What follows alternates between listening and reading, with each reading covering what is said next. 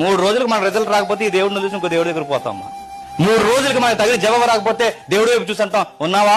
కళ్ళు మూసుకుని ఉన్నావా? ఎవరిని వినబడుతుందా నీకు అంటాం. ఇదిలో అందరూ బాగా ఉన్నారు, చెప్పండి. నాకే ఇలా అయిపోతుంది ఏంటి? అసలు నా భక్తి నీకు నచ్చిందా నచ్చలేదా? అంతేలే, నేనంటే ఎప్పుడు లోకి ఎవరితో గొడవ?